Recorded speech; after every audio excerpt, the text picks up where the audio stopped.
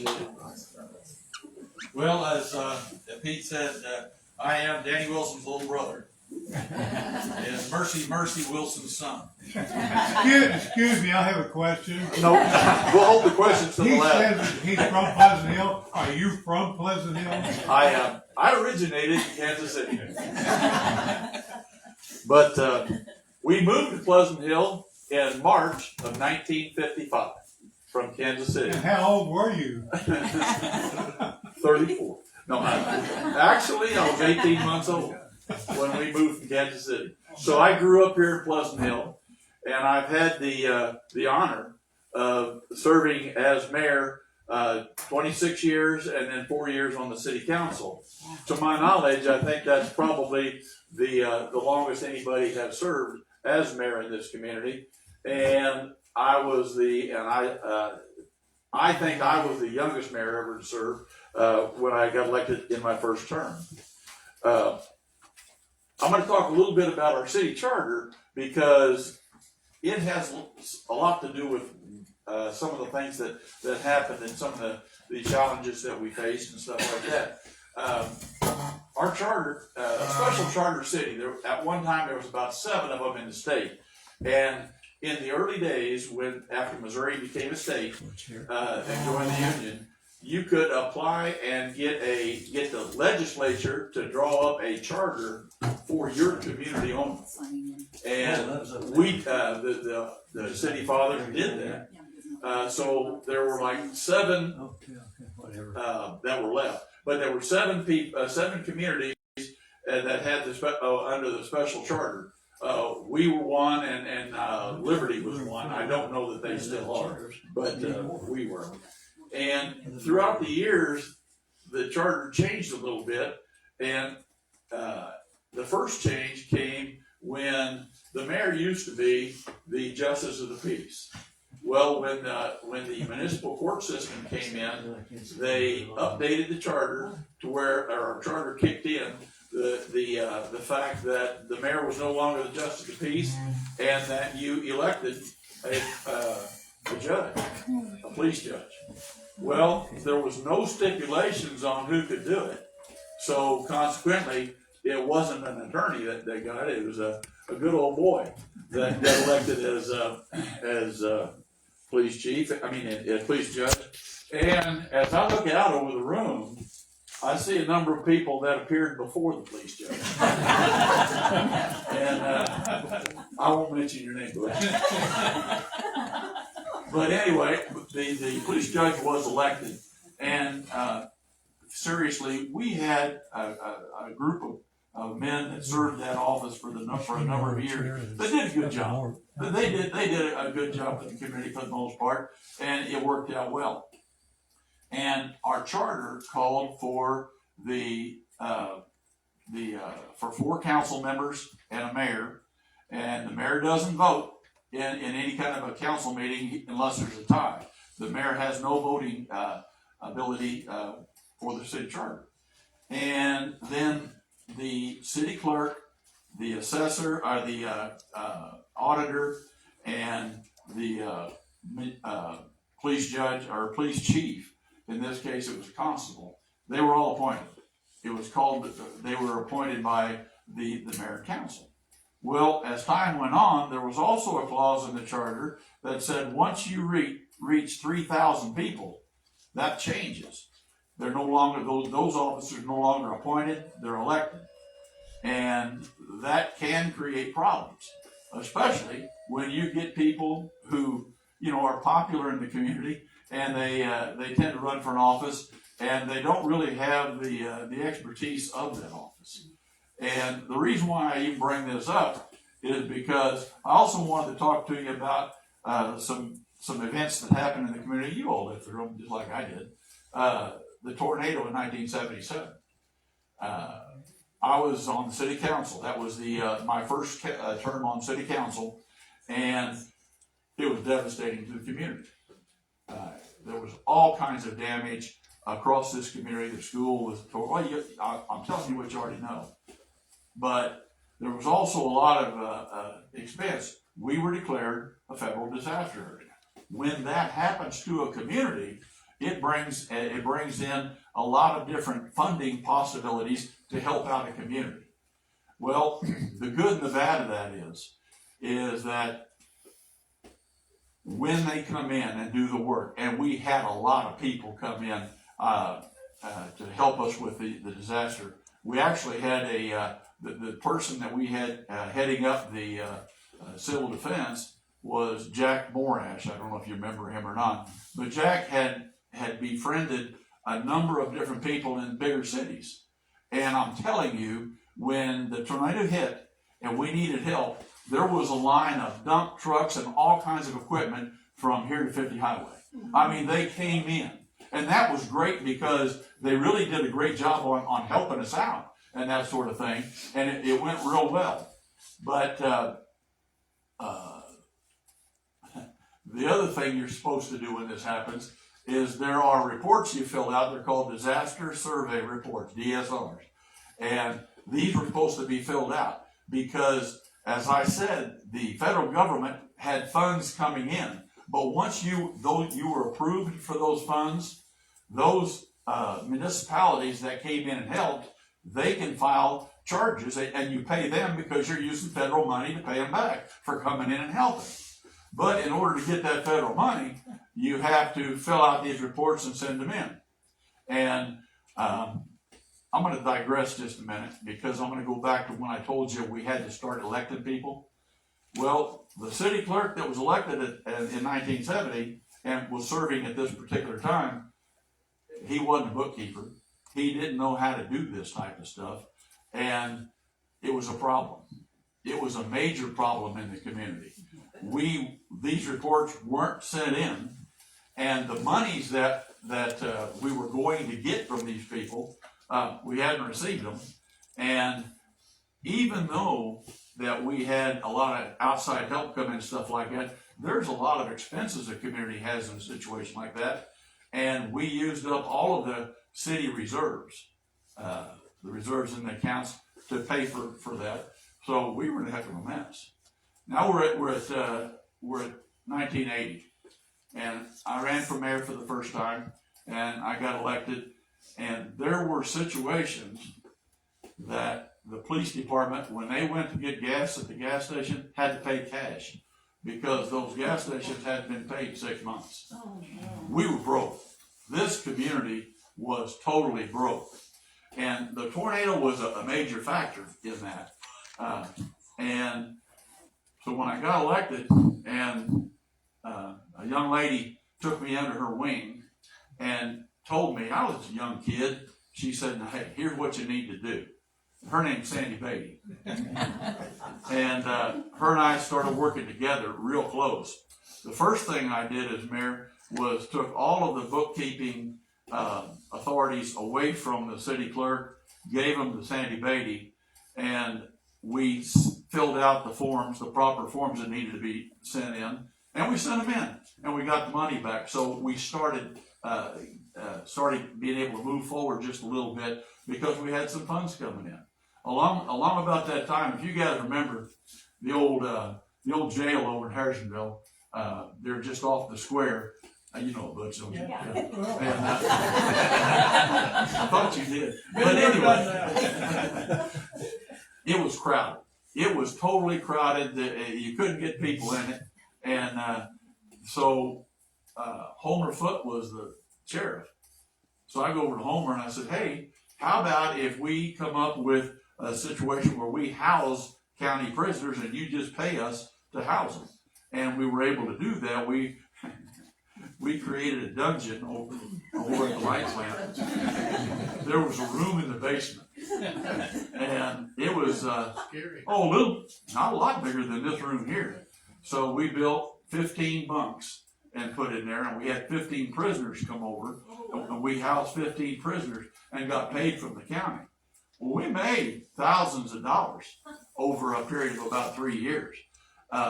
Now, we didn't get the hardened criminals. We got the drunks and stuff like that. And but that brought a bunch of money into the community. And that helped us financially. And so these are all things that are going on kind of behind the scenes. And but they're what helped this community move forward. Another situation was we had the jails. Oh, the generators. This city used to generate its own electricity up until 1976. In 1976, they started buying power from Missouri Public Service and having it wheeled in here on lines, and we didn't produce electricity anymore. Well, we had those generators that were sitting there. And if y'all remember what the economy was in about the late 1970s, 1980s, you could get 16% interest on money markets. I mean, interest was way up there. Well, we sold these generators, and we put that we put the money in these high interest deals. So we were making a bunch of money on that because we had $750,000. So we put it out at 16% interest at the time, and that started bringing a bunch of money in. So we were starting to move forward a little bit, financially and stuff like that. And the one conversation that I remember I had with the bonding agent, I think his name is Dave Zaner, I can't, but he came to me and he said, "Mary, you can't do that." I said, "What?" He said, "You can't invest that money for more than what you're paying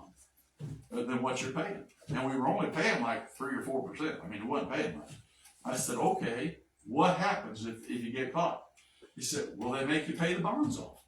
And I said, "Okay, we got the money to pay them off, so until they catch us, we're going to make money."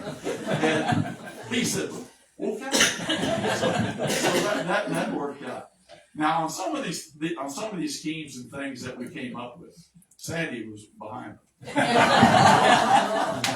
The good thing, Sandy, is before I agreed to talk today, I checked and the statute of limitation has gone back as far as what happened. During this period of time, I was a young kid and I've been elected mayor, and you feeling pretty big about yourself and stuff like that. So we had a gentleman that served here in the town, Harold Vaughn. And I'm going to tell you, if you've been around very long, you all got Harold Vaughn stories. And I can tell you that they're probably true. But Harold Vaughn was a person that was a very strong influence on my life.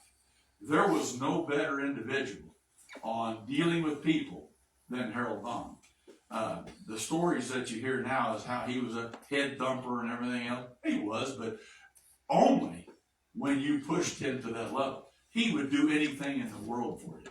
So I didn't want to talk today without mentioning Harold Vaughn's name and what effect he had on me, because he helped me a lot in dealing with people and things like that. And so he came to me, and he always called me mayor.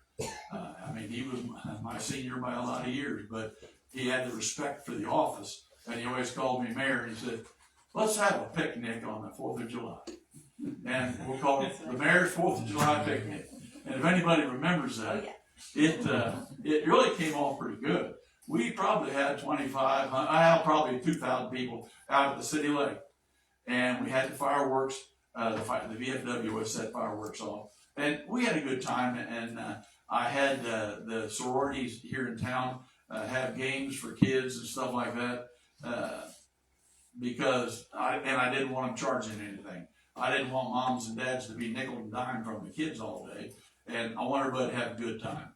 And so it went real well. So that was the Mayor's 4th of July picnic that we started in 1981, and it went for several years. We all had a good time. But fast forward just a little bit, and Mark, I'm trying to not get too much into these stories. Mark and I talked the other day. My problem was going to be is that my mind, I got all these stories and a whole bunch more, and I'm just trying to hit the highlights over that period of time. But as I mentioned earlier, the tornado was a devastation to the community.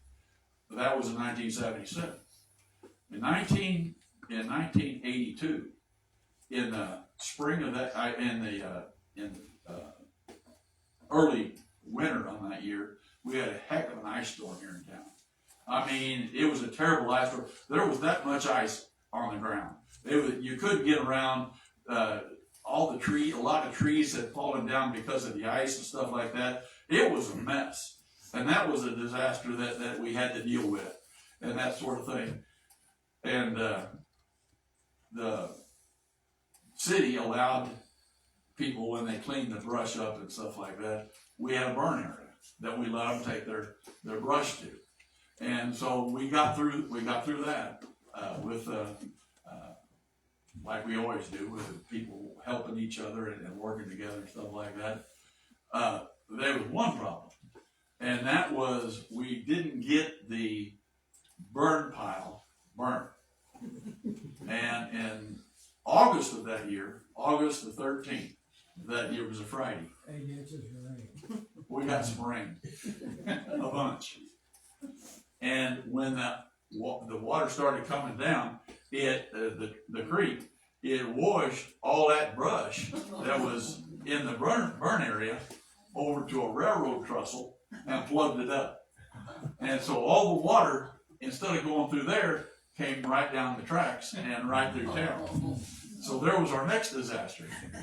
And it was, I'll tell you what, that water was coming down the road so fast that there was a guy that was taking his boat across the tracks down here and go down and evacuate people from the gap.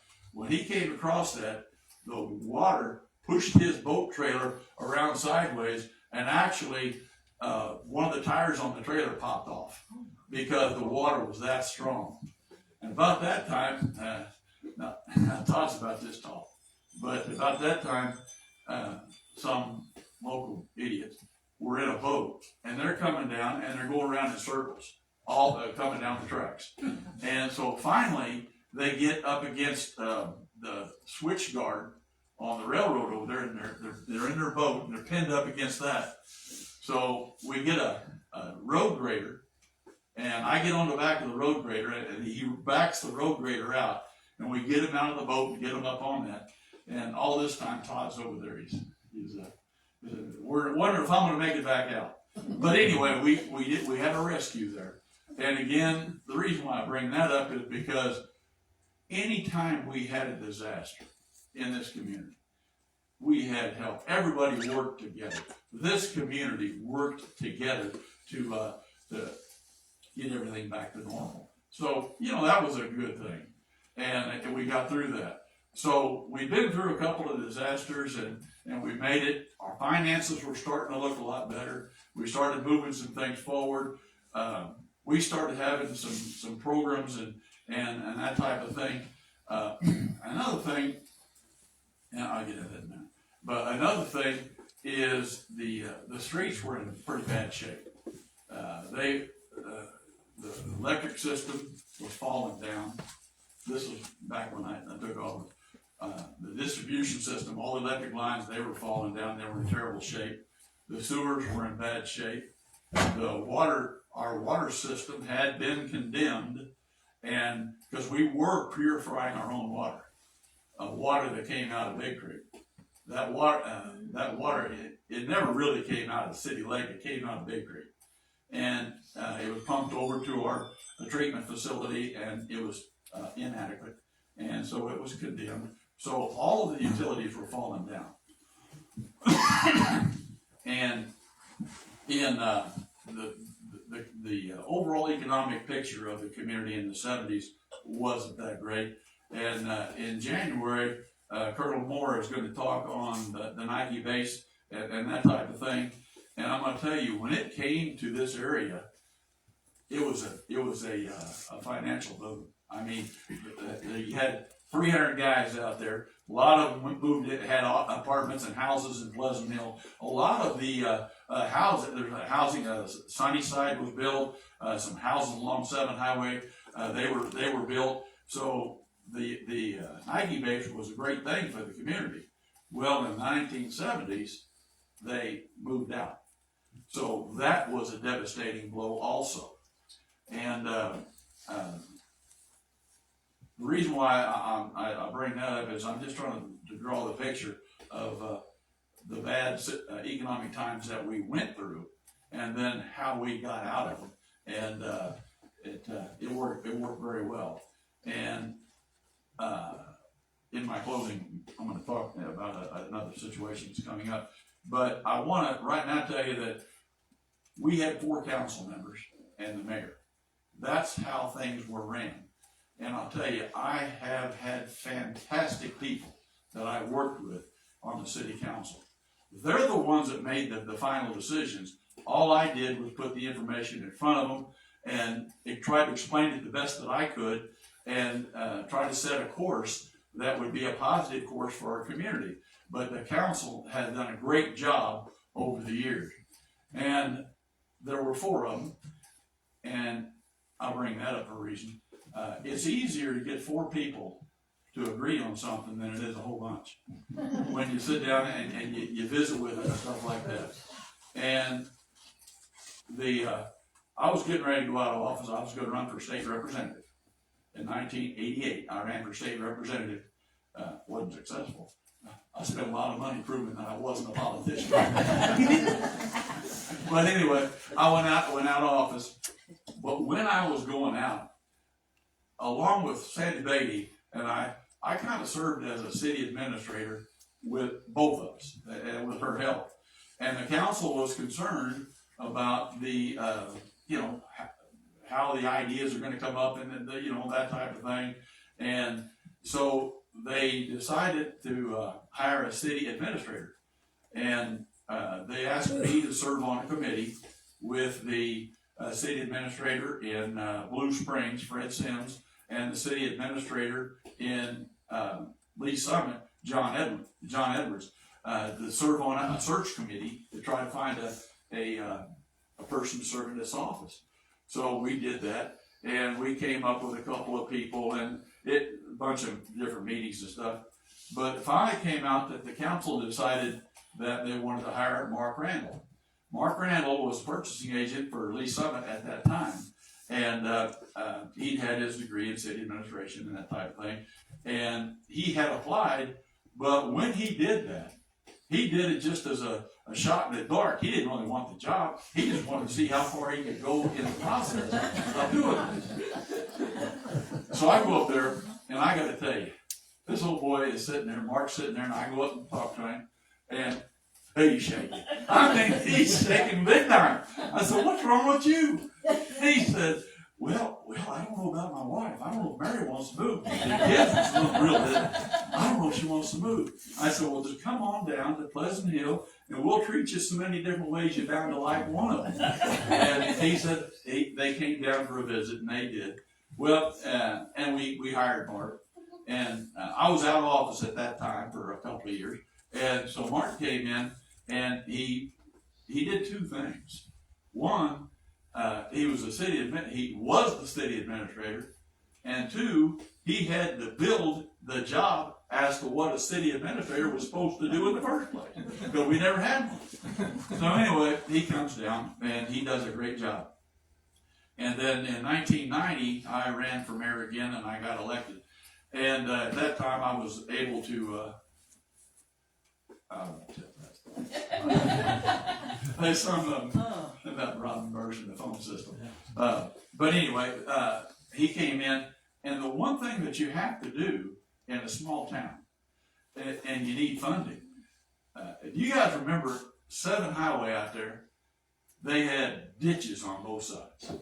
I mean, a lot of you probably put your cars in them. I know I did. And, but they had ditches on both sides. It was a very narrow road, and it was terrible. And there was no way that this community was ever going to be able to fix that situation. So we find out that you can get grants through the Mid-America Regional Council for those types of projects, but you have to be in an area that the Mid-America Regional Council covers, and we weren't. So the first thing we had to do was get the committee put on that, get the community put in that group of cities and work with them, and that took going to the state capitol and talking to the governor and things like that. And Mark did a great job on that. He was kind of headed that up, and we got put in the thing. And not only did we get put in the group, but Mark got put on the board. So when he got put on the board, that's when And another thing, if you've been around Mark very much at all, you know that he don't know an enemy. And he befriends everybody, and he's a very likable guy. Well, he gets up and schmoozes all these other people in the committee and gets us funded for the project. Now, the project came in several years, but we were able to get this project funded and move forward. And I got to tell you, when I read on Facebook right now, all these people bitching about the manholes. Y'all heard that? Y'all bitching about the manholes? They ain't gonna be fixed. I'm gonna tell you, they're not gonna be fixed. I don't care what the mayor and council tell you, they ain't gonna be fixed. And here's why. Because to move that sewer line, it was gonna take somewhere between $300,000 and $400,000 that we didn't have. And it wasn't eligible for the grant. So it was not gonna be moved. So we could do two things, one of two things. We could either do away with the project and forget it, or we could put in what we got up there now, and you're gonna have to hit that thing every once in a while. So that's the way it is, guys. It ain't gonna change. But it's a hell of a lot better than it was with those ditches. Can you imagine the traffic we have on 7th Highway right now, and with no turn lane? I mean, it's bad the way it is, let alone that. But that is 100% done because of Mark Randall doing his job and doing it better than anybody else in the area. That's one thing. When I did run for county office, the people that are out there, they admired what we had done in the community. Now that made me feel good, but it was because of your Mark Randalls, your Sandy Beatties, your Jerry Barbricks. These are the people that really turned this community around from back in the 70s through where we're at now. And so, consequently, I love my time in office. It ended in 2012 when a gentleman had gotten elected presiding commissioner, and he had been convicted of a felony. Well, you can't take office if you've been convicted of a felony. So the governor appointed a presiding commissioner, and the governor asked me if I would serve as presiding commissioner of the county, and so I did. And so that's when I left in 2012. But Mark stayed on for a few more years. Mark, come on up here. Come up here. I want Mark to say a few things.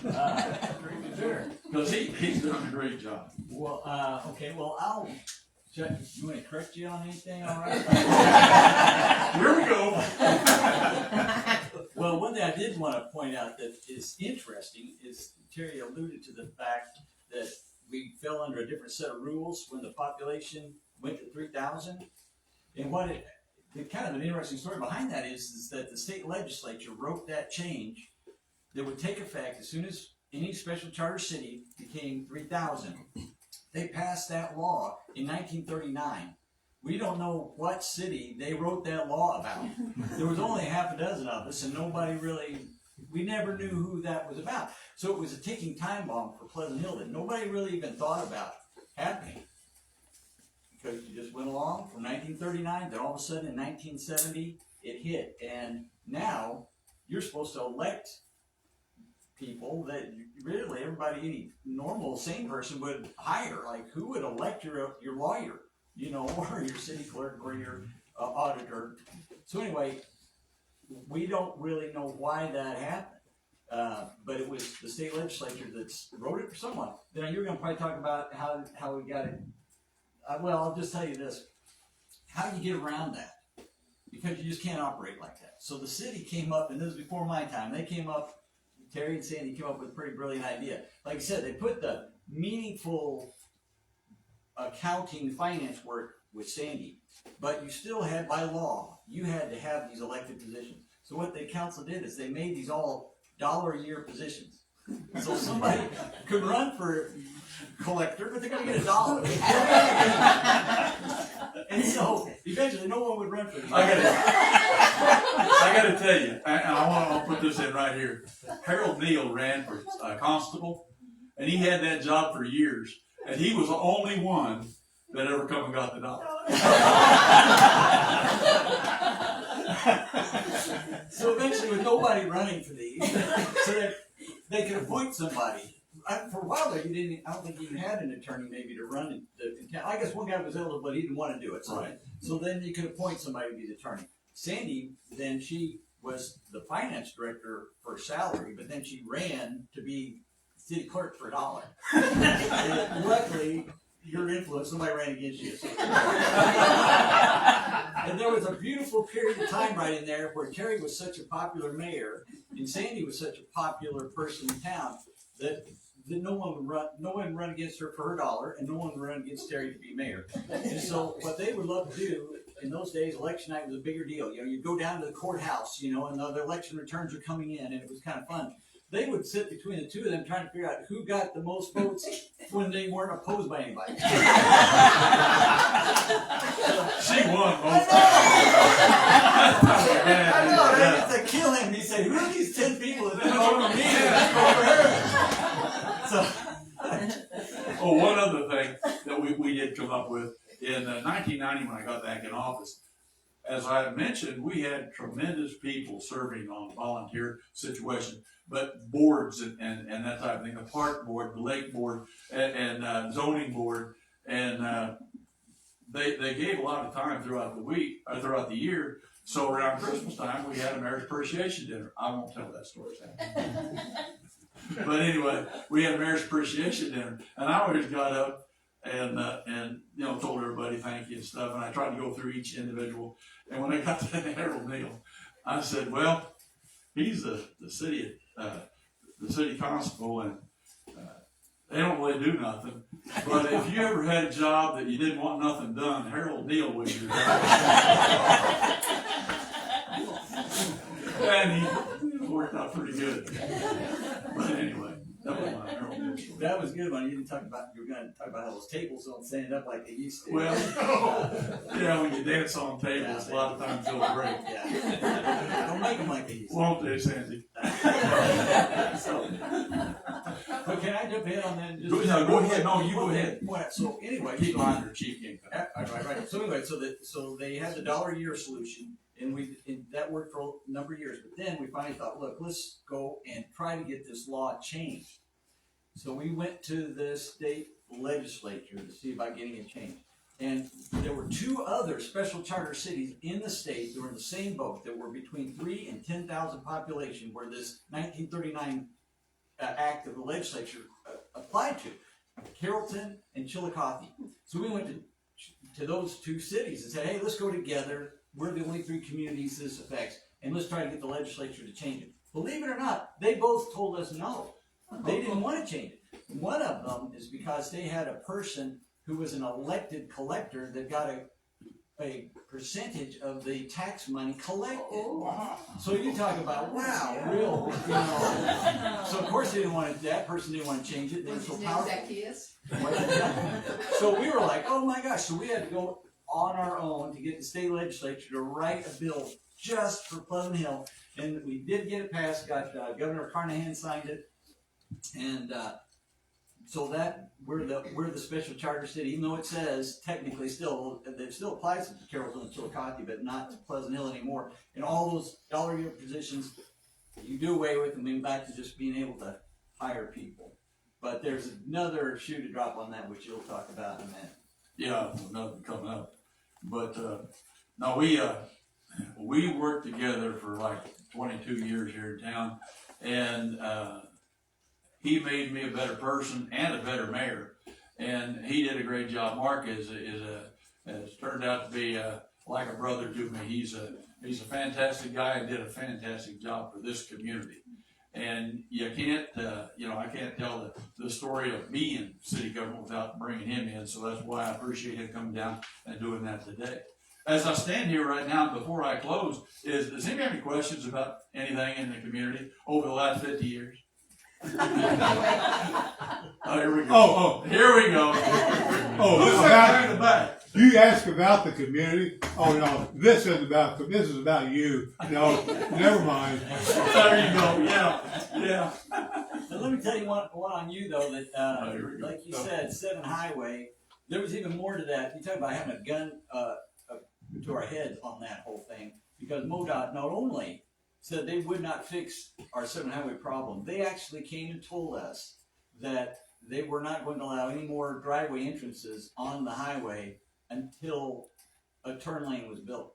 And we were like, oh my gosh, so what little development plans we had in the works, like Sugarland and other different things, commercial things, McDonald's, all these, no new driveways, none of it would have been possible. So, and they really didn't care whether we dropped dead, really. And you kind of got them mad earlier, 2 years earlier, by telling them that, how they unfair they had been. What'd you call them?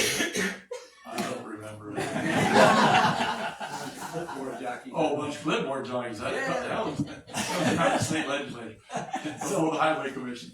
So that's why we had to do it. We had to do it, or else the town would have really effectively just died right then. So I mean, that was the And again, I don't want to keep come to my mind. Pete talked about the gap down here, and here a while back.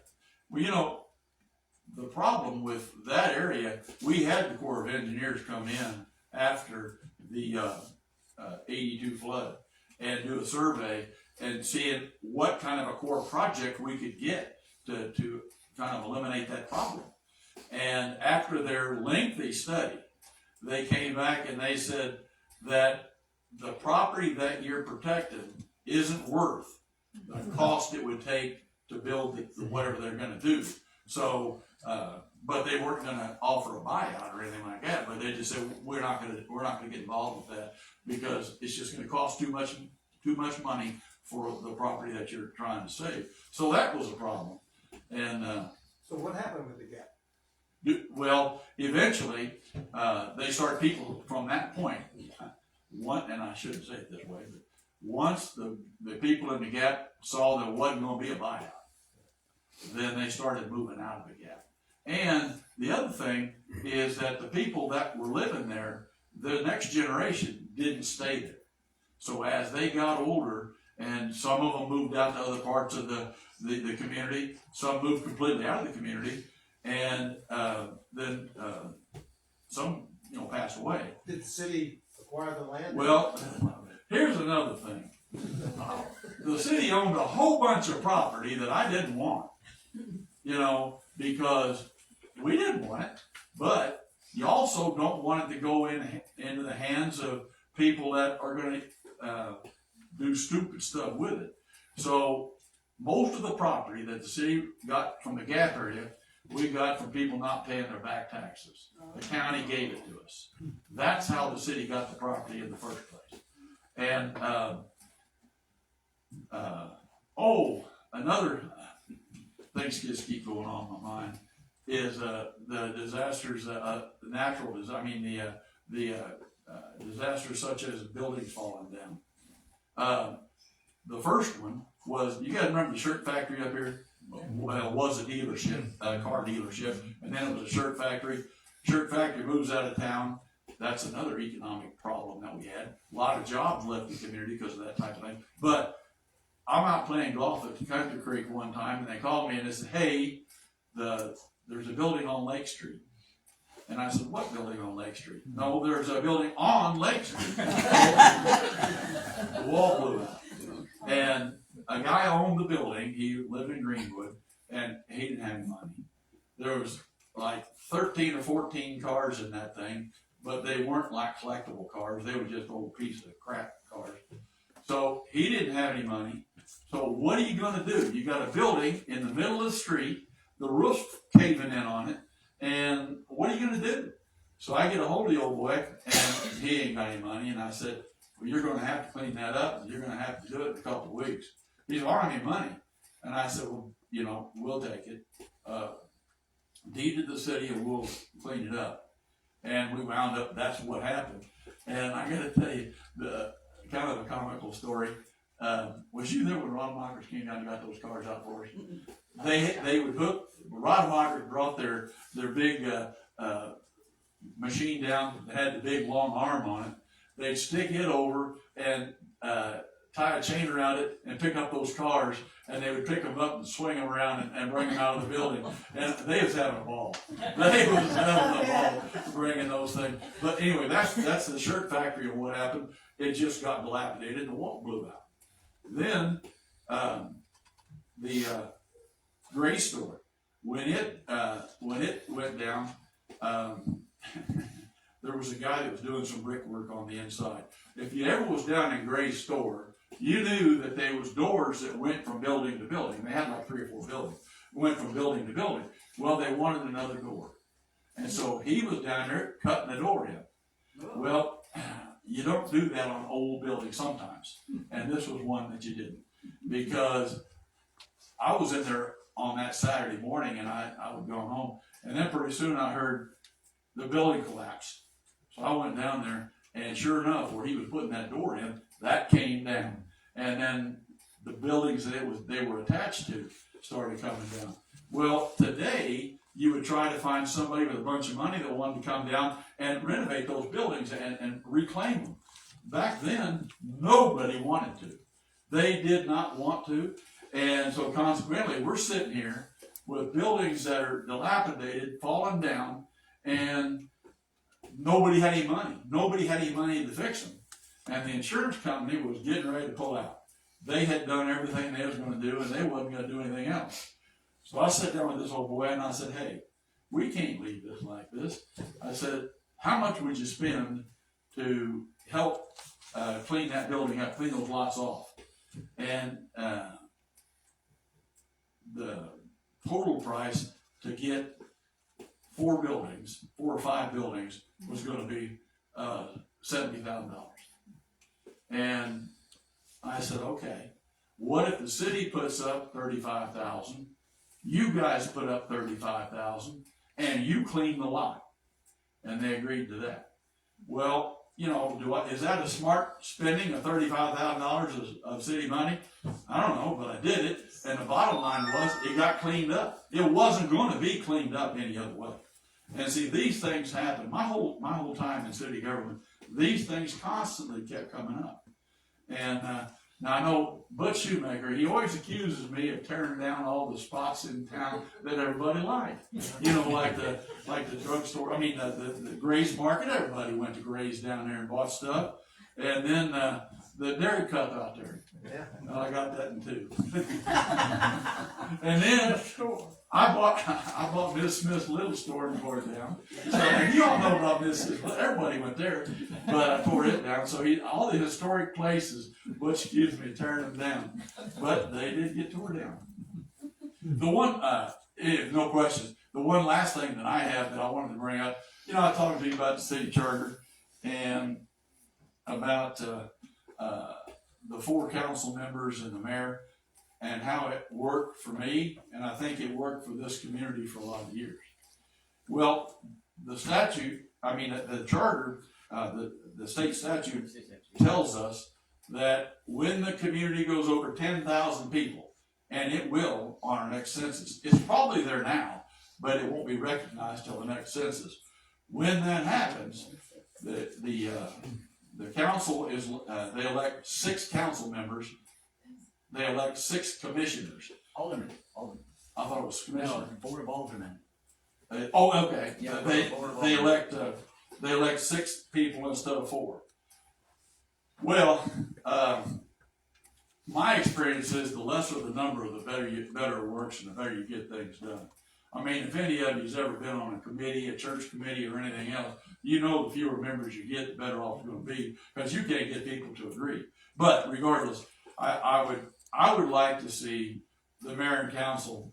I would challenge them to maybe take a play out of our playbook and ask the legislature for maybe a change that would keep it to 4 and call them council members. Because it just, there's nostalgia there, and it worked well for us. So anyway, I put that challenge out there. I appreciate you guys letting me talk. I realize that I went off key a couple times in different directions, but I've got so many positive memories of this community that it's hard to put them all in a few minutes, but that's what I tried to do. But I appreciate it, and thank you.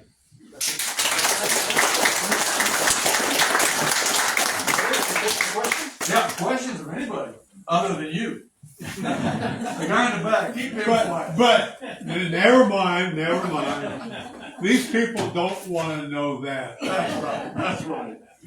I'd like to know, what kind of tensions existed during your time between downtown here and the new downtown emerging on Highway 7? Was there tension between who would get city services and that kind of thing? You know, or was that not really.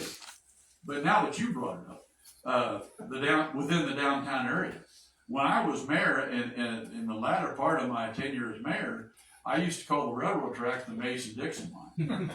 That's what it was. And I mean, it just really was. The people that were up on the hill and the people that were down here, they Terry didn't would get say, along. is the Hatfields and the McCoys going to ever get along? Because that's what he would refer to them as. But that was one challenge we had. But the other one, and this goes back to Sandy Beatty, and you can relate on this, and let me ask you if you say something if you want to. But when I became mayor, we actually had two cities. We had the city that was run by the newly elected city clerk, mayor, and council, which was over the police department and the street department and the water department. You had a board of public works that was over the electric department.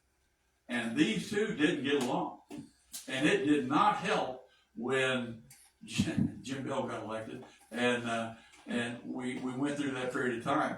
But it was a mess, and there was a lot of challenges there between with employees and things like that, because the city, the street department, the city side, they couldn't afford anything because they were broke. The utility side, they had some money because they were over the electric department, so all the utility bills that got paid, it came in, so they were over that. And so consequently, the two entities didn't get along. One of the first things that happened in my time, I got elected in the fall of 76, and I got elected in September. In October, we had a meeting, I was on the council, we had a meeting with the city council and the Board of Public Works, because the city employees were gonna walk off the job the next day. So we had to try to come up with some sort of a plan to keep them going. And so we did over the thing, but out of that, one thing that I was able to, and I'm very appreciative of this, was to get the city's pension plan put in. And the city developed the pension plan, and I was also honored enough to be in office long enough to see people get to use it. And that was a great thing. Because, I mean, when they were retiring, they were winding up with their Social Security, period. Well, we were able to put that in, and it helped a bunch of people. And even today, it's still helping people. And it's also one of the best funded retirement plans out there. It's the Loggers, it stands for something, but it's a local government type thing. And it's well funded, and it's working well for a lot of people. So that helped a bunch. But the biggest rift was really between the two sections of the downtown area and the Board of Public Works and the City Council. But when things started moving out to the highway, it was kind of a slow pace. I mean, you all know that Gerbs was the first thing that went in out there. Well, actually, the Greenhorn and Gerbs went in about the same time. And you had Lester Ostermeyer, you had Sloan, which was before him. It was what's his name? Anyway, Elmer Raines had a grocery store. Lester Ostermeyer, High Class, which was just right over here, and Garland Keenshaw. Hearst. Garner Hearst had it, and then Ware took it, but Courtney was in there, and then but those had been in business for a long time, but their business has been waning a little bit because America was growing up. After World War II And they got back, the guys come back from the war, they got cars. You know, and they got cars, they start going places and stuff like that. A lot more than prior to World War II. So there was a period of about, 20 years, 30 years that it took for these things to happen that you're talking about. And when the colonel talks about the Nike base, it was a thriving thing out there. I mean, it was a big deal. And every once in a while they'd have a dance on Saturday nights, and they'd have a little trouble every once in a while. Somebody told me. If I can just jump in on that a little bit, I do think there was a period there where a lot of people felt like the downtown was should be just leveled and forgotten. And right, and like you said, at that point, there was a period in there where like the railroads weren't important anymore, but highways were. People thought this was just a dead area now. And I think one of the things that really helped save downtown was that really Terry gets credit for, and Sandy going and getting the Union Pacific Railroad to donate the depot. That's was kind of the anchor thing. And they were going to actually literally tear that down, which would have been such a crime. I need to jump in here. As I told you before, that ideas come from all over people, all kinds of people and stuff like that. That idea that you're talking about came to me from John Rafferty. John Rafferty came to me. Now, John Rafferty was maybe a slow thinker, that type of thing. But when it comes to railroads, he knew what he was talking about. He knew everything about them. And he came to me one time and told me that they were going to tear this thing down. That's when we got together. Yeah, so like when I first got hired, the thing had just been abandoned by the railroad, but you'd stop them from tearing it down. But if you went in there, it was like they had just left. I mean, they papers everywhere. Like they just last day, they just left everything. Paper cups of coffee, and you're just like, what in the world? So, but we were able to, restore it. Eventually, the downtown, it's on the National Register of Historic Places. It's something that we're proud of. We keep making it better all the time, but there was a period there because the town lost 100 population between 1670, I guess, or 70 and 80. 70 and 80. And it was really looking pretty grim there for a while, and so I think people were like abandon downtown, put all your emphasis on the highway, but it, as you said, had problems too, so. And again, the problem with this, the fairground story, is another one. The depot story and how we got the NAP funds and that sort of thing, that happened on the golf course. But those types of things, they're interesting to me, but they wouldn't be to you guys, but these are just things that happened during my time with It me. would be fascinating to us. Well, that human element and how those things happen is, like the John Rafferty story, is priceless. yeah. I tell you, he was one right on top of him. I mean, he told me about that. But really, at one point, most of the buildings downtown literally were boarded up. The buildings down literally boarded up, and that's just amazing. That a lot of people were able. Bill Miller was one, and Wiley's did some buildings, and different people did different things to try and bring it back. But literally boarded up. It was on its way out. There's no doubt. But one thing too about that time is Truman Corners came in. Yeah. Everybody went there to get the groceries and stuff. They did for a fact, and those are things that impacted this community, big time. J.C. Penney, big time. I want to give credit a little bit more to Sandy Beatty. And I want to tell right quick the Cunningham Fairground story. Is Lloyd Cunningham had a sawmill down there, and you all know what he was and stuff like that. And he did quite a bit of business. Lloyd got older, and he had another log mill up in Cahokia. But anyway, he had gone out and gotten, after the 82 flood, he had gone out because SBA was offering loans, low interest loans for people who had been affected. And so he got a low interest loan. And on that property down there. Well, fast forward a couple of years, things happened. I think he had some health problems, whatever else. But anyway, he left and then passed away. But he left, and so SBA sitting down there with a mortgage on a piece of property that has 24,000 tires in a creek in a pond that was just on the north side. And then all kinds of lumber and sawmills and sawdust and stuff like that. There was a pile of sawdust down there that they had dug a big ditch or a big hole to put it in. It was full, and there were 40 foot of sawdust on top of it. Well, when that got wet and stuff like that, it caused mosquitoes and everything else in the area. So we had people complaining. So Sandy said, "Well, let's just write SBA and tell them they got to clean it up." So we did, and they weren't going to. But then she said, "Well, let's make them an offer." I said, "All right, how much?" So we offered them $10,000 for that 27 acres down there, Oh my gosh. and they took it. So we bought it for $27,000. Now, I think that's a good deal. But over the next several years, out on the highways when they used to fix the cracks, they would spray them with that oil in them cracks and stuff like that. What did they put on top of them? Sawdust. Over the next 4 years, we sold about $40,000 worth of sawdust. So that's a true story, and that happened. And I'd like to take 100% of credit for it, but I ain't going to. And he was there too. But things like that, like I said, there's dozens of those things that happened during my time in office that it just worked out.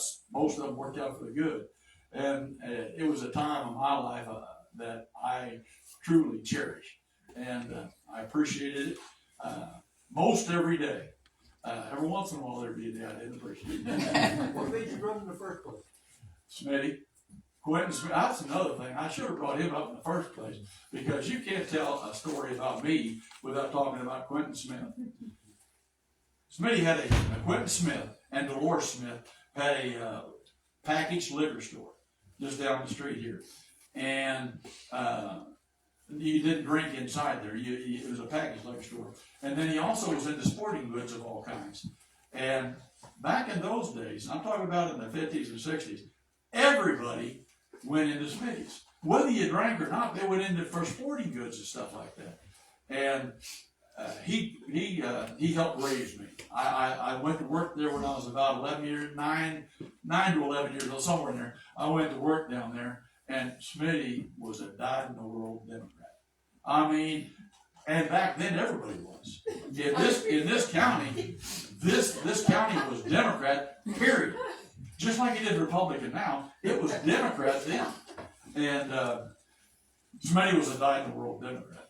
And I was dating a gal in high school, and her brother was running for county clerk on a Republican ticket. So one day she said, "Hey, go with me." I said, "I'll do it." And we went down to the south part of the county and handed out bills. The next day, this was on Sunday afternoon. The next day, I show up to work, and Smitty had already heard about me down there handing out stuff for Republicans. And he was mad. But that's how I kind of got in the politics. And like Mark said, back in those days, on election night, in the upstairs, the main courtroom in the courthouse on the square in Harrisville, they would have a huge chalkboard up there with everybody's name, everybody running for office name on it. And then you would write as the precincts came in, because they hand counted everything. As the precincts came in, they would go across and put how many votes the individual got from that particular precinct. So he was over there for election watch. And it was a neat time. But because of that, I got interested in politics. Can I just go into a quick Terry story about Schmitty? I never met him. He was gone by the time I got here.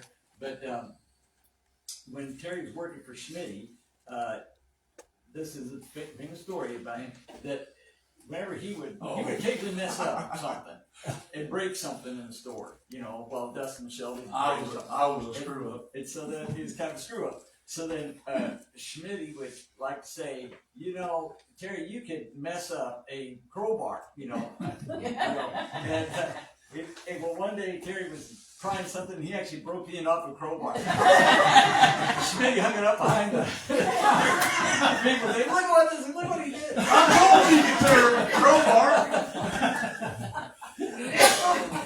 Yep, that was a true story.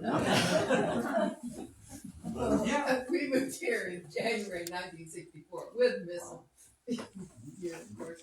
And we went down to vote. We lived out on VV. We voted in Strasburg. We went down there to vote in the August primary. They just handed us a Democrat ballot. We said, Even that? "No, No. Said, nobody's running." So that was, and that's the way it was for a lot of years, until I ran in 91.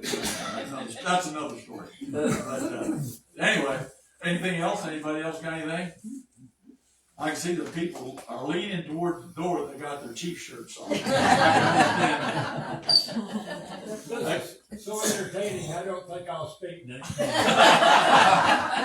Well, thanks a million. I appreciate you letting me talk. Thank you. Thank you.